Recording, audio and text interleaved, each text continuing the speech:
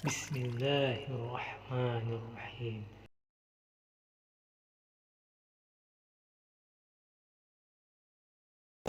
Assalamualaikum warahmatullahi wabarakatuh.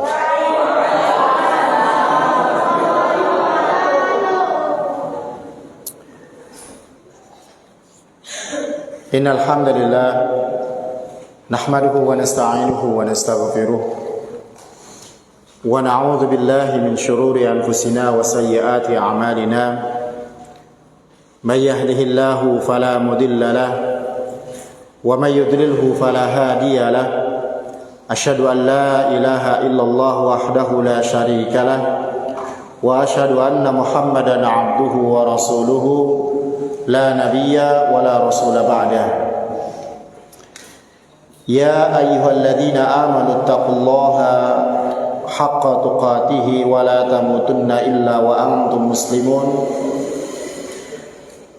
Fa inna asdaqal hadithi kitabullah wa khairal hadi Muhammadin sallallahu alaihi wasallam wa syarral umuri muhdatsatuha wa kullu muhdatsatin bid'ah wa kullu bid'atin dhalalah wa kullu dhalalatin finnar. Ikhwatal iman, a'azani Allah wa iyyakum. Alhamdulillah, Allahu Rabbul Izzati wal Jalalah memberikan banyak kenikmatan kepada kita semua. Dan kenikmatan yang teragung yang kita rasakan, yang Allah berikan kepada kita, dan ini tidak diberikan kepada seluruh hambanya, yaitu kenikmatan petunjuk Allah, hidayah Allah subhanahu wa ta'ala yang Allah berikan kepada kita. Hingga pada malam hari ini hati dan jiwa kita tergerak untuk mengenal agama Allah. Malam hari ini kita ingin melanjutkan pembahasan hadis yang belum kita selesaikan di pertemuan bulan yang lalu. Bulan yang lalu kita membahas tentang pemboikotan, betul nggak? Nah, ya. Hadis kita bacakan kembali. Nabi sallallahu alaihi wasallam bersabda, "La yahillu limuslimin an yahjura akhahu fawqa thalathi layalin yaltaqiyani fayu'ridu hadha wa yu'ridu hadha wa khairuhuma alladhi yabda'u bis-salami." Rasulullah sallallahu alaihi wasallam berkata, tidak halal bagi seorang muslim untuk memboikot saudaranya lebih dari 3 malam, yaitu 3 hari. Yang mereka berdua bertemu, namun yang satu berpaling dan yang lainnya juga berpaling. Dan yang terbaik dari keduanya adalah yang pertama kali mengucapkan salam. Kita sudah jelaskan sebagiannya bahwa kalau masalah kita dengan teman kita, dengan kerabat kita, dengan sahabat kita, ataupun dengan tetangga,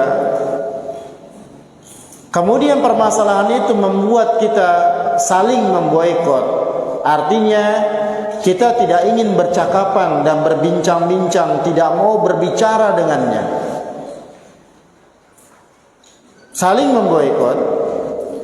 Jika masalahnya adalah masalah dunia, jika masalahnya adalah masalah uang, masalah harta, masalah gengsi, atau barang-barang duniawi, maka kita diberikan kesempatan untuk marah-marahan,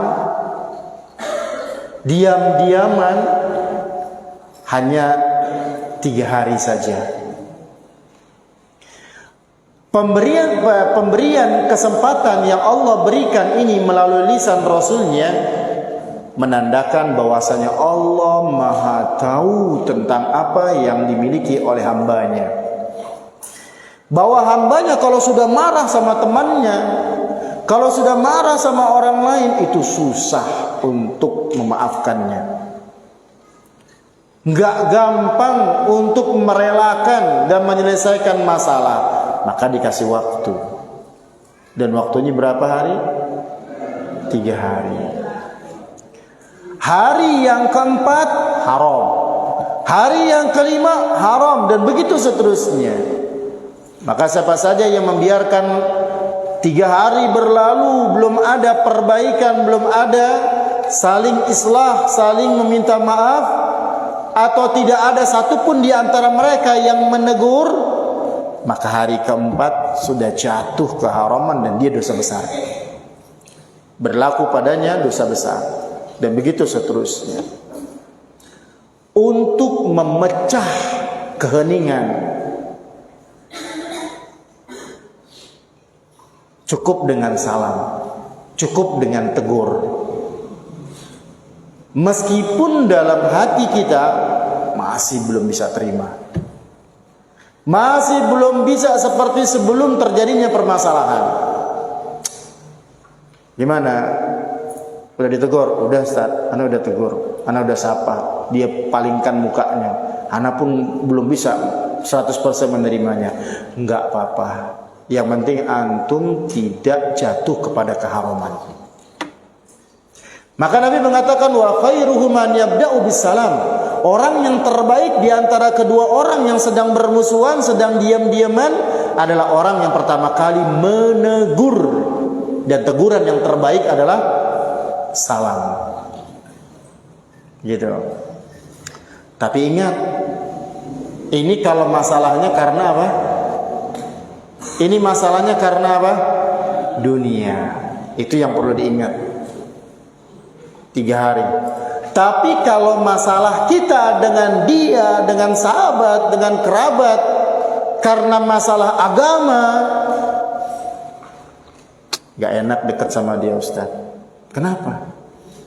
Dia ngajakin anak terus menerus untuk berbuat ibadah yang gak ada contohnya.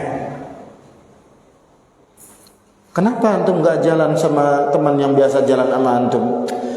Enak Ustaz, anak selalu diajak ke tempat, ke kafe untuk dengerin yang haram, untuk menggunakan yang haram. Ya, terus ini lagi diem-dieman nih, iya. Lagi boikot ini. Kalau boikotnya, diam-diamannya, nggak saling tegur, sengaja menjauh karena sebab agama, karena sebabnya maksiat, maka boleh lebih dari 3 hari. Boleh mendiami dia lebih dari 3 hari. Ya, bahkan Rasulullah pernah mendiami sahabatnya yang bernama siapa? Ka'ab bin Malik selama berapa hari? 50 hari.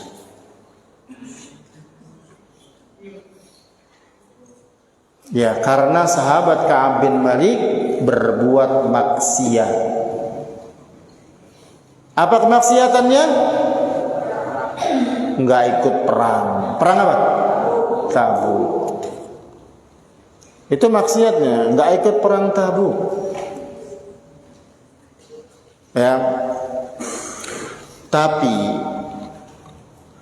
memboikot, mendiami saudara kita karena agama, karena maksiat yang dia lakukan, itu kalau memunculkan, mendatangkan maslahat. Seorang penjudi, kalau kita diamkan dia, kita boikot dia, malah tambah jadi main judinya, dia malah buka bar, buka tempat perjudian umpamanya. Seorang peminum khamar, kalau kita jauhi dia, kita boikot dia, malah bukan sekedar menjadi orang yang mengkonsumsi khamr, malah dia jadi tempat di mana bersarangnya khamr, berarti pemboikotan kita, mendiamkannya itu tidak menghasilkan manfaat. Itu nggak boleh. Oleh karenanya, ketika kita memboikot orang lain karena sebab maksiat dan karena sebab kebid'ahan atau agama, maka kita harus melihat dua hal. Yang pertama, memunculkan manfaat bagi orang yang kita boikot. Memunculkan manfaat bagi orang yang kita boikot. Manfaatnya apa? Manfaatnya adalah dia tobat. Manfaatnya adalah dia enggak mengulangi lagi kemaksiatan, dia tinggalkan dan tidak mengulangi lagi kebid'ahan. Ya. Yang kedua adalah karena sebab takutnya kita mengikutinya. Jadi yang kedua dilihat dari kitanya yang memboikot. Kalau kita nggak boikot Ustaz, kalau anak nggak menjauh dari dia, khawatir anak yang jadi ikut di dia. Nih kita lihat kalau ada teman-teman yang berzikir, melakukan ibadah, sholawatan atau apapun, yang penting dia bentuknya ibadah, tapi nggak pernah ada contohnya dari Nabi. Mereka ngaku-ngaku aja itu ibadah, sedangkan kita nggak bisa menasihati dia, kita nggak bisa ngasih ilmu dia karena minimnya dan sedikitnya ilmu kita.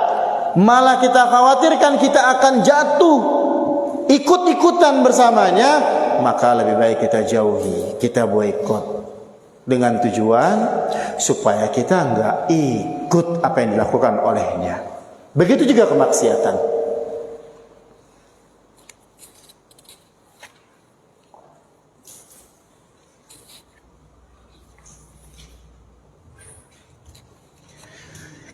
Tapi untuk zaman ini, kata Syekh Albani rahimahullah,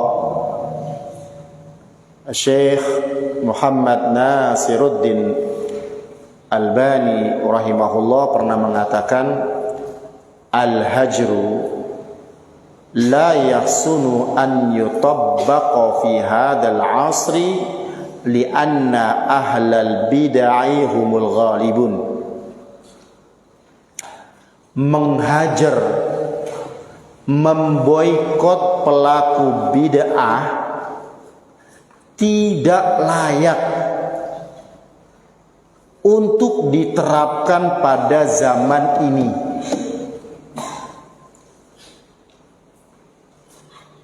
Karena mereka ahlul bid'ah lebih banyak, lebih mendominasi. Kalau kita boikot, nanti kita yang diboikot malah kalah, karena jumlah mereka lebih banyak. Kalau zamannya Imam Ahmad,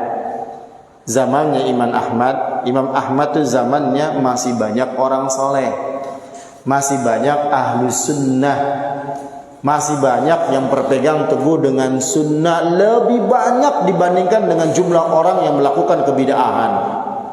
Lebih banyak yang soleh yang meninggalkan kemaksiatan dibandingkan dengan orang yang berbuat maksiat. Itu zamannya Imam Ahmad. Maka pada saat yang banyaknya adalah yang baik memboikot yang sedikit ini biasanya akan taubat. Ya, didiemin, nggak disapa dan lain sebagainya. Lama kelamaan kan taubat. Jadi maslahatnya ada. Tidak kita terangkan mana yang benar, yang ada kita malah diboikot. Apa katanya? Gak usah kau sholat di sholat, jangan di masjid ini ya. sholat sana. Akhirnya sholatnya di tempat yang lebih jauh. Gitu. Jadi yang harus dilakukan apa? Didekati, diajak dialog, diajak diskusi, keluarkan hujah-hujah, didakwahi. Gitu. Nggak mau deketin dia lah karena dia pelaku bid'ah. Enggak, salah. Yang harus didekatin, dikasih tahu, dikasih buku tentang yang benar, ya didakwahi. Nah, insya Allah ini lebih baik dibandingkan dengan didiamkan. Ikhwatal iman, a'azani Allah wa iyyakum.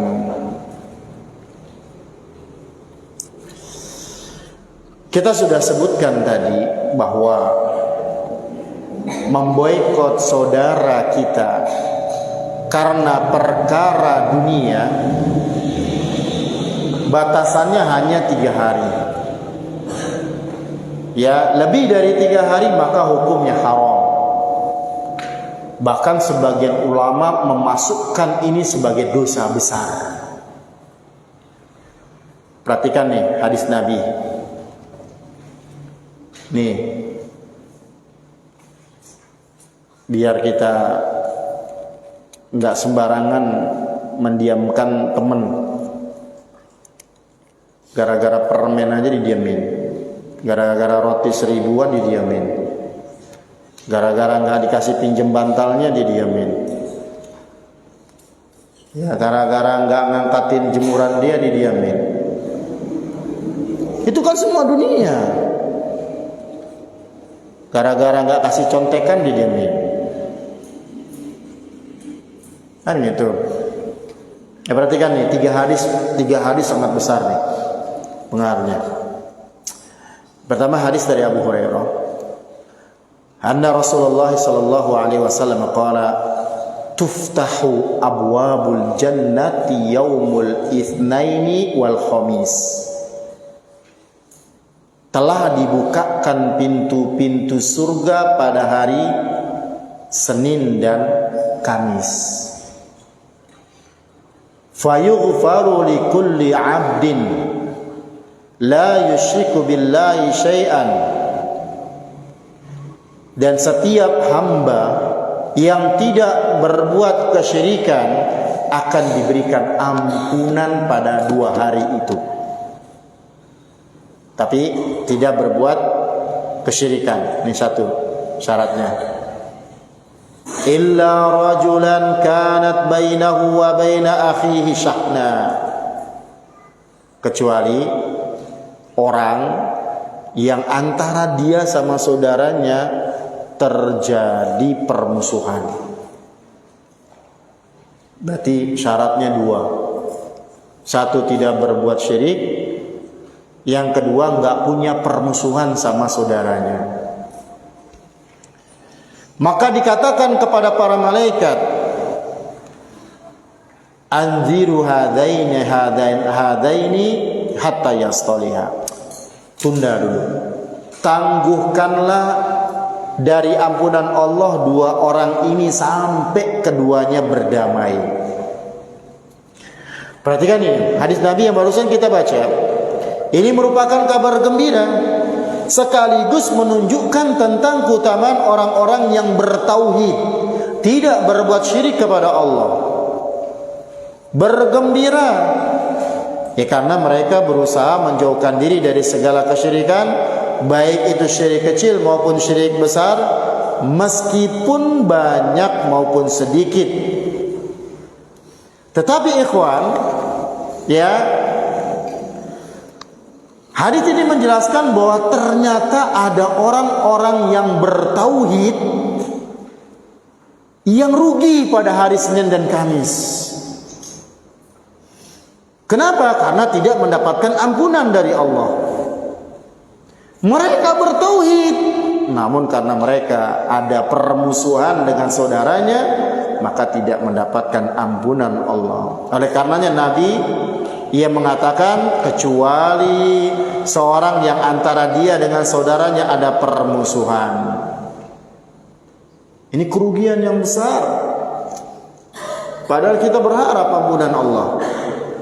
Hadis yang kedua, hadis yang diriwayatkan oleh Abu Dawud dan disahihkan oleh Syekh Albani rahimahullah dari Abu Khirash As-Sulami annahu sami'a Rasulullah sallallahu alaihi wasallam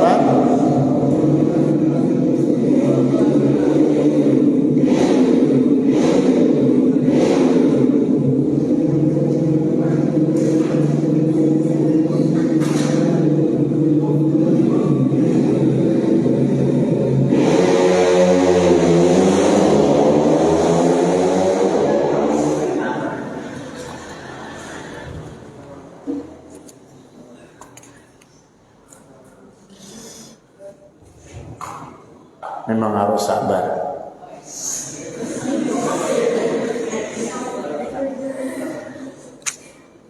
Hadahullah.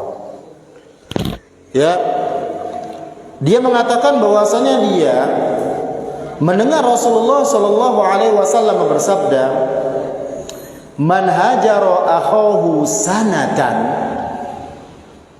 fahuwa kasafki didamihi." Barang siapa yang memboikot, menghajar, mendiami saudaranya setahun lamanya,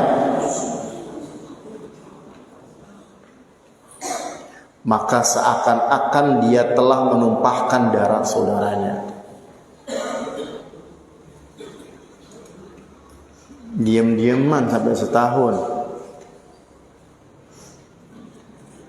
Ini ancaman, ikhwan fillah, ancaman yang sangat berat bagi pelaku yang terlalu melampaui batas di dalam menghajar. Setahun menghajar saudaranya, seakan-akan dia membunuh saudaranya. Padahal Rasulullah katakan, bagi Allah hilangnya dunia dan seisinya lebih mudah dan lebih ringan bagi Allah dibandingkan dengan terbunuhnya satu orang muslim. Hadis yang terakhir, yang ketiga, masih tetap dalam masalah boikot. Salasatun la turfa'u lahum salatuhum fawqa ru'usihim shibran. Rasulullah mengatakan ada 3 golongan orang yang sholat. 3 ini sholat nih, ya. 3 golongan ini sholat. 3 golongan orang yang sholat, tapi sholatnya tidak terangkat di atas kepala mereka. Artinya, ya, sholatnya tidak terima, atau sholatnya tidak mendapatkan pahala. Siapa mereka? Pertama, rajulun amma qauman wa hum lahu karihun. Seseorang yang mengimami salat suatu kaum, tapi kaum itu benci dengan imamnya. Bencinya kenapa? Benci karena kemaksiatan yang dilakukan, bukan benci karena benar di atas sunnah. Ya, karena kan sekarang mulai, ya, orang yang menegakkan yang hak terasing, sehingga masyarakat yang tidak mengenal benci dengan orang yang berada di atas Al-Quran dan Sunnah. Ini nggak masuk kalau benci yang kayak gini. Ya, misalkan ada imam yang tukang main judi, mabuk-mabukan dan sebagainya, kemudian dia sholat jadi imam, sedangkan sedangkan makmumnya nggak suka karena dia orang fasik, selalu berbuat dosa, maka sholatnya tidak mendapatkan pahala. Yang kedua, golongan yang sholat kemudian tapi tidak juga terangkat. Wa mra'atun batat wa zawjuha 'alaiha sakhitun. Wanita, nih suami istri, wanita yang menjadi istri seseorang, dia tidur, suaminya lagi marah sama dia. Dia tidur, tapi sedangkan suaminya sedang marah sama dia. Enak-enak aja tidur, suaminya marah dia tidur. Kedua, ya, wa akhwani, yang ketiga, ya, wa akhwani mutasarimani. Itu 2 orang yang saling bermusuhan. Hati-hati nih, sholatnya bisa ini nih, bahaya kalau sholatnya tidak terangkat.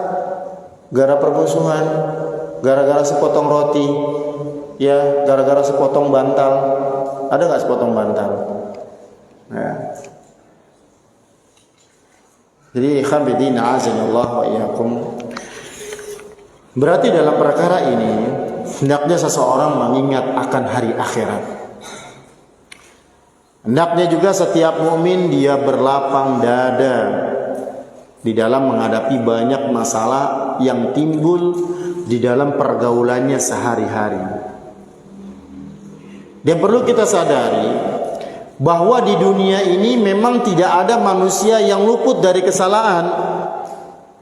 Jika ada seseorang marah kepada saudaranya, boleh marah, silakan marah. Boleh jengkel, silakan jengkel. Cuek kepadanya juga boleh. Tapi syaratnya, ya, agama ini membatasi hanya 3 hari. Ya, marah-marah boleh selama enggak memukul muka, enggak melukai. Kalau sekedar marah silakan. Tidak mencaci, tidak menjelekkan orang lain dan sebagainya. Setelah lewat dari 3 hari, seseorang hendaknya, seorang muslim memaafkan saudaranya. Dan yang paling utama, untuk bisa lepas dari tidak mendapatkan dosa besar pada hari keempat, maka harus tegur. Meskipun assalamualaikum, teguran yang paling terbaik adalah assalamualaikum. Kalau enggak mau mengucapkan assalamualaikum, tanya gimana kabarnya. Kalau enggak, kebetulan ada ustadz yang ingin memanggil dia, bilang, ustadz, ana aja yang manggil. Biar ada yang manggil. Ya fulan dipanggil ustadz. Nah, selesailah. Berarti negur. Nanti temannya itu, tumben dia negur. Nah, paling gitu. Biarin aja kalau udah seperti itu. Yang penting kita sudah lepas dari keharaman Allah. Ikhwan fillah azanillah wa iyyakum. Kayaknya kita cukupkan dulu sampai di sini keterangannya. Insyaallah di pertemuan yang akan datang kita ambil hadis yang lain. Karena masih ada waktu, kita langsung ke tanya jawab. Silakan pertanyaannya diajukan.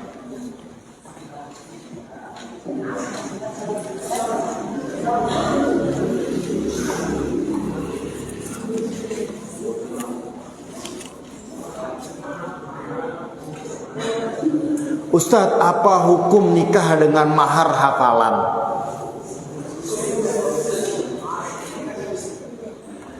Gini, perhatikan, gak apa-apa.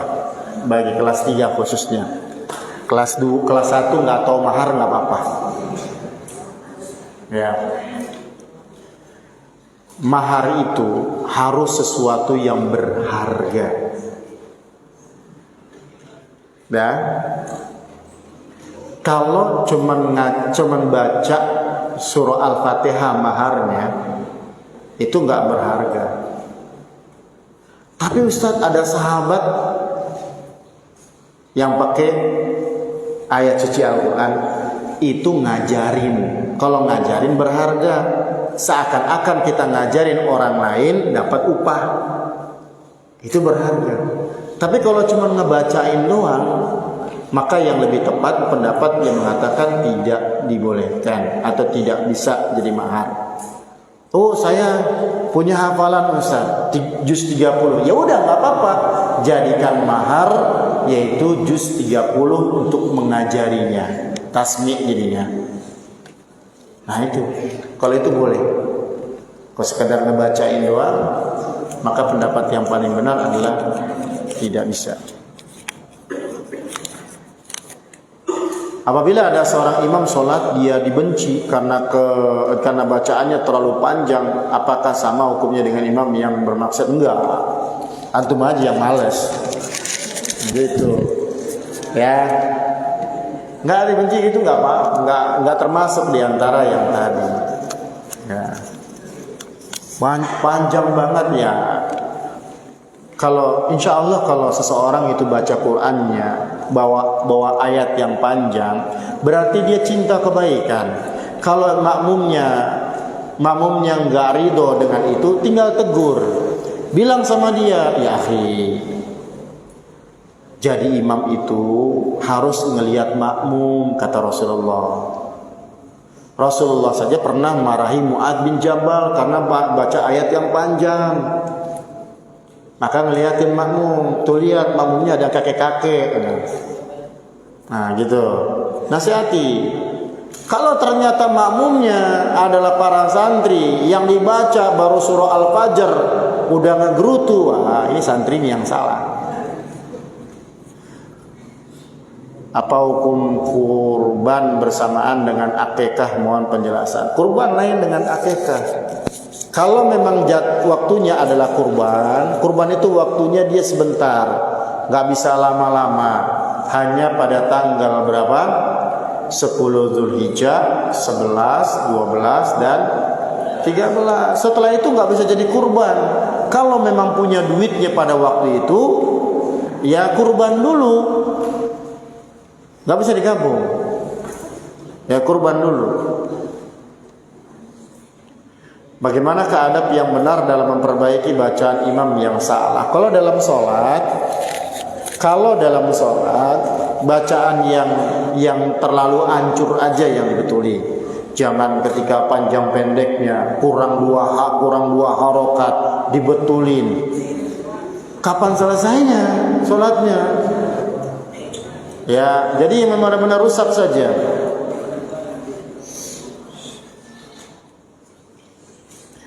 Ustaz, bagaimana jika orang yang kita boikot sudah meninggal? Kalau orang yang sudah kita boikot lebih dari 4 hari kita belum meminta maaf, ya belum kita tegur, nanti di pengadilan Allah nanti. Ya banyak-banyak beristighfar deh, supaya tidak menjadi ya azab bagi kita pada hari kiamat. Makanya kalau punya masalah selesaikan sekarang, minta maaf sama teman kita. Bagaimana hukum wirid jika niatnya toleransi? Mungkin maksud dengan wirid itu yaitu baca-bacaannya yang tidak ada diajarkan oleh Nabi. Kalau yang wirid itu kan sebenarnya artinya doa, zikir dan doa, itu kan wirid tuh. Kalau zikir doa-doanya zikir pagi petang pada waktunya ya nggak apa-apa.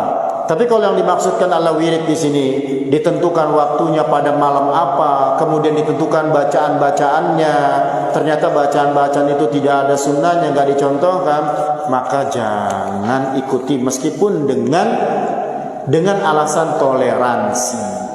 Jangan ikuti. Apakah sorban dan tongkat Nabi masih ada sampai sekarang? Wallahu a'lam. Anda enggak terlalu mengikuti tentang perkara itu.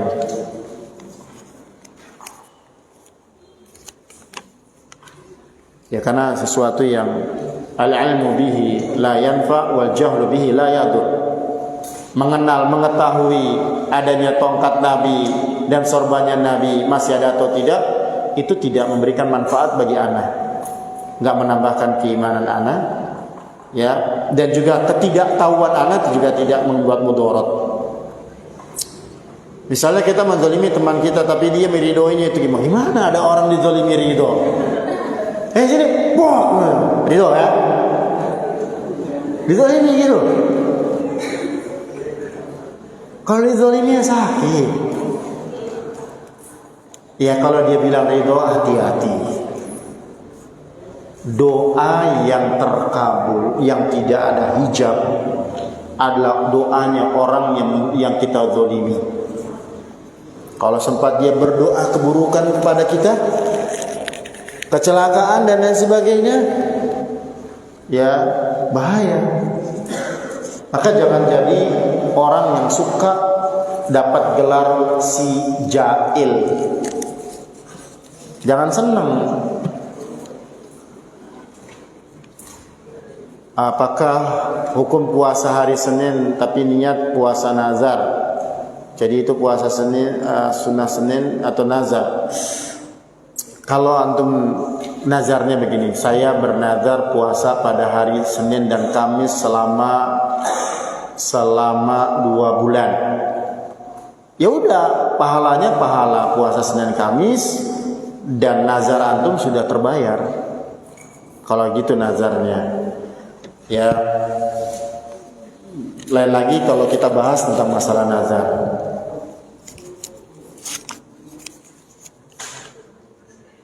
Ustadz, kalau menyapa dengan menaikkan alis, apakah itu menyapa?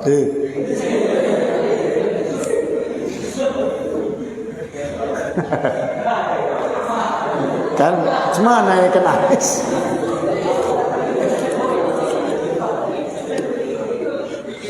Ya kalau bisa naikin alis, dia nggak bisa naikin alis, turunkan alis. Ya, intinya begini, kalau itu sesuatu yang ma'ruf, sesuatu yang memang dianggap sebagai bagian dari sapaan, maka dianggap sapaan. Tergantung daerahnya. Ya. Apa hukum mencampuri masalah orang lain? Nggak boleh, nggak beradab. Kita lagi ngomong aja, kemudian ada yang masuk, ikut ngobrol, itu bukan beradab namanya. Lagi ngobrol ini, kemudian ada yang nguping, itu juga nggak beradab. Nggak boleh, itu bukan adabnya. Karena bisa jadi yang ada yang dibicarakan itu mau dengan bicara rahasia, nggak ingin orang lain tahu, mungkin itu aib-aib dan sebagainya. Imam itu kan menanggung dosanya makmum sampai bilang, kalau makmumnya berisik saat sholat dari awal sampai akhir dan tidak mau dinasihati padahal sudah dinasihati berulang kali, apakah imam menanggung dosanya atau makmumnya menanggung? Enggak. Kalau imam yang dia berbuat maksiat, kalau imam dia di dalam sholatnya ada kebid'ahan, siapa yang nanggung? Kalau makmum yang di dalam sholatnya ada kebid'ahan, siapa yang nanggung? Enggak, masing-masing itu. Hingga Nabi mengatakan si makmum dapat dosa apa yang telah dia lakukan, sedangkan si imam mendapatkan dosa yang telah dia lakukan, sedangkan makmum dia mendapatkan pahala apa yang dilakukan. Ya, jadi enggak, itu sendiri-sendiri kalau masalah itu. Ya. Beda sama imam dalam rumah tangga gitu, seorang ayah ngediamin keluarganya itu berbuat maksiat. Udah ya, dari tadi alhamdulillah nggak ada nih. Ini aja kita habiskan.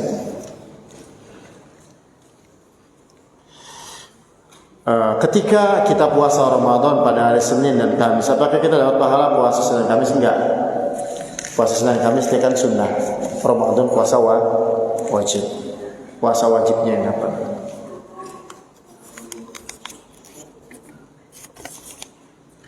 Apa hukumnya kita memakan makanan yang diberikan orang lain dan kita tidak tahu makan itu halal atau tidak, selama ya kita nggak tahu itu haram, maka balik kepada hukum asalnya, apa? Halal. Walladzi khalaqa lakum ma fil ardi jami'a. Dia yang menciptakan untuk kalian semua yang ada di muka bumi ini. Maka itu hukum asalnya adalah halal sampai kita dapat kalau itu benar-benar haram.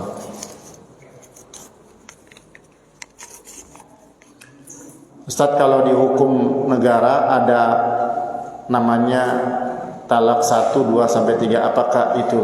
Itu di agama. Memang ada talak 1, 2, 3. Nanti akan belajar itu. Ya, pelajaran. Tidak semua yang dipelajari itu harus dilakukan. Termasuk talak. Jangan belajar talak akhirnya mentalak. Nah gitu kan. Ustadz, apa hukumnya kalau bermusuhan tapi awal mulanya dia yang cerita tentang kita di belakang kita, dan setiap kali dia melihat kita kayak enggak sur aja Ustadz. Jadi kayak mana, memangnya mau ngapain? Gitu kan? Iya, biarin saja. Yang penting kita itu urusan kita dengan Allah yang terpentingnya, bukan urusan kita dengan dia. Azab Allah lebih dahsyat dibandingkan dengan didiamin, dibandingkan hanya dicemberutin. Iya, bentar.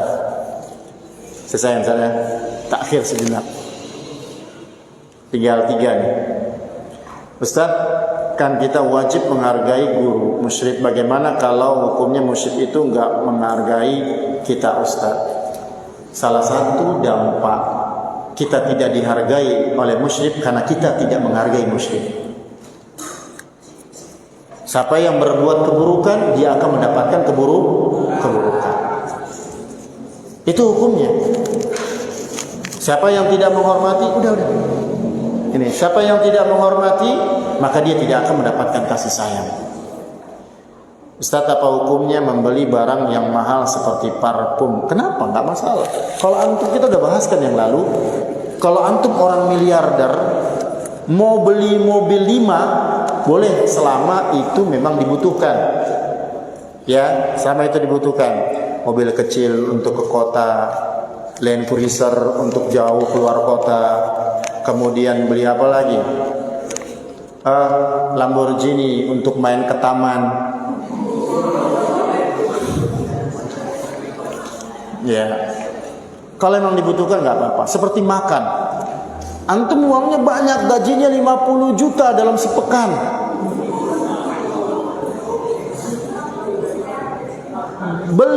Beli nasi goreng harga 500.000 satu porsi, satu piring, nggak apa-apa.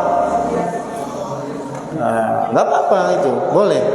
Tapi ini gaji 5.000,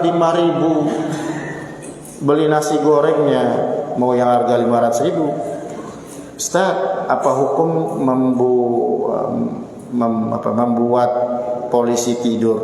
Kan ada baiknya dan ada mudaratnya. Kalau antum buat polisi tidur di jalan raya, nggak boleh. Di jalan besar nggak boleh. Kenapa? Karena kalau itu bisa menyebabkan terjadinya kecelakaan. Karena biasanya jalan besar itu di mana mobil-mobil kendaraan lebih cepat. Yang terakhir, apakah wayang haram? Waduh, ini update berita berarti nih. Ya, wayang bisa haram, ya. Dan itu kayaknya lebih baik penjelasan para ustadz yang lain deh. Ya, jangan nanti ustadz bilang haram, tidak dipolisikan lagi. Ya, demikian. Terima kasih atas pertanyaan-pertanyaannya. Semoga ini bermanfaat khususnya kepada para santri. Kita akhiri subhanakallah bihamdika asyhadu an la ilaha illa anta astaghfiruka wa atubu ilaik. Jadi setelah salat Isya sudah selesai. Ya, enggak ada lagi sambungan tanya jawab. Ya, wassalamualaikum warahmatullahi wabarakatuh.